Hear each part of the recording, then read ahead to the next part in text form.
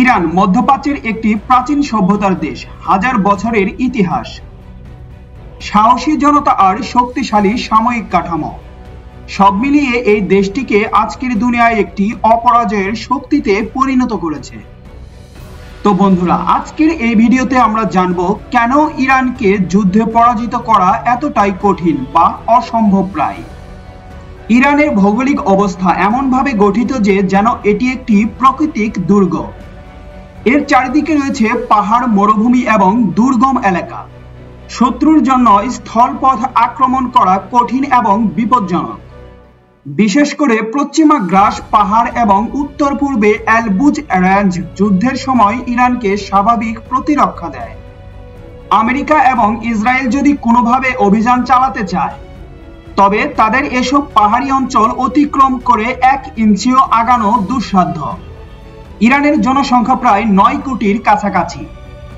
এই বিশাল জনশক্তি শুধু সংখ্যায় নয়, চেতনায়ও বলীয়ান। ইরানিরা তাদের দেশ, ধর্ম এবং স্বাধীনতার জন্য প্রাণ দিতেও প্রস্তুত। 1980 থেকে 1988 সালের মধ্যে ইরান এবং ইরাক যুদ্ধেই দেখা গেছে কিভাবে একজন সাধারণ ইরানি তার মাতৃভূমির জন্য আত্মত্যাগ করতে পারে। এই মনোভাব শুধু একজন সৈনিক নয়, একটি জাতিকে যোদ্ধায় পরিণত করে। ইরানের সামরিক বাহিনী শুধু সংখ্যায় নয়, প্রযুক্তিতেও বেশ শক্তিশালী। তাদের কাছে রয়েছে নিজস্ব তৈরি ড্রোন, ক্ষেপণাস্ত্র এবং যুদ্ধ বিমান। বিশেষ করে তাদের ক্ষেপণাস্ত্র ইউনিট এমনভাবে গড়ে উঠেছে যে তারা পুরো মধ্যপ্রাচ্য, এমনকি ইসরায়েল বা মার্কিন ঘাঁটিগুলো লক্ষ্য করতে পারে। 2020 সালে জেনারেল কাসেম সুলাইমানিকে হত্যার পর থেকে ইরান যে সরাসরি মার্কিন ঘাঁটিগুলোতে ক্ষেপণাস্ত্র হামলা চালায়, তা বিশ্বের কাছে তাদের সামরিক ক্ষমতা প্রমাণ করে দেয়। ইরানের ধর্মীয় নেতৃত্ব শুধু রাজনৈতিক নয়, এটা ধর্মীয়। ইরানের সর্বোচ্চ ধর্মীয় নেতা আয়াতুল্লাহ আলী খামেনির মতো নেতারা শুধু একজন জননেতা নন, বরং কোটি ইরানির কাছে তিনি একজন ধর্মীয় পথ প্রদর্শক।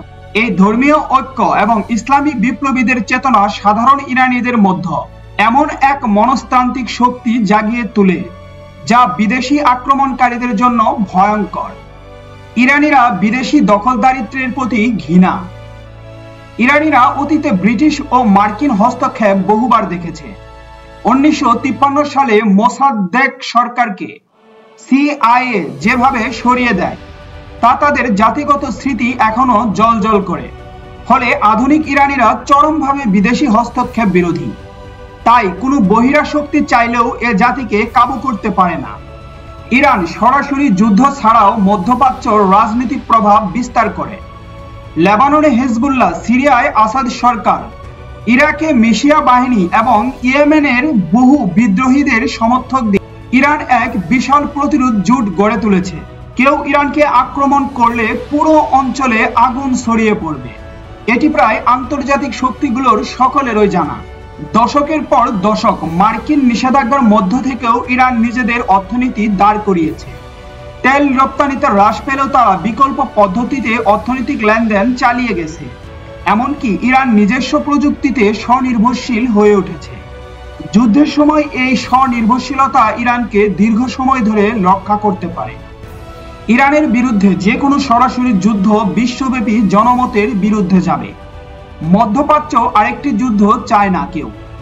আমেরিকা এবং ইসরায়েলের জন্য এই যুদ্ধ রাজনৈতিকভাবেও ব্যয়বহুল হবে। আন্তর্জাতিকভাবে ইরানকে পুরোপুরি শত্রু বানানো অসম্ভব।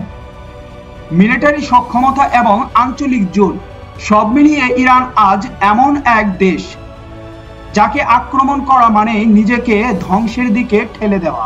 আর তাই বলা হয় ইরান যুদ্ধে হারানো নয়, বরং শান্তি ও কূটনীতি দিয়েই পথ খুঁজে। আর যেই দেশে রয়েছে আয়াতুল্লাহ আলী খামেনির মতো নেতা, সেই দেশ তো হার মানার দেশই না।